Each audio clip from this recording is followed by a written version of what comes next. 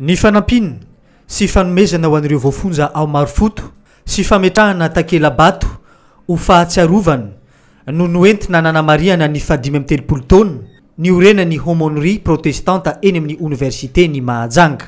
Ny andro ny lahady 10 ny volana septambra lasa teo iny no nanaovana ny fankalazana teny amin'ny homonerie protestant teny amin'ny campus ny université ny Mahajanga. Niainga avy tamin'ny fahatsapana fa tsy ampy ny fitezana ara-panahy teto amin'ny sehatra ny sekoly taty Anjerimanontolo satria lavitra be ny toerana isolé tsy misy bus tsy misy taxi tsy misy bajaj zany fa tena mitoka-monina le mpianatra.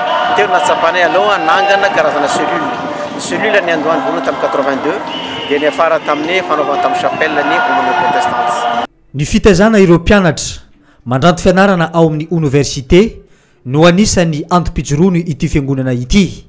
Eo ihany koa amin'ny maha fiangonana azy ny fitaizana sy fitarihana ireo mpino kristianina.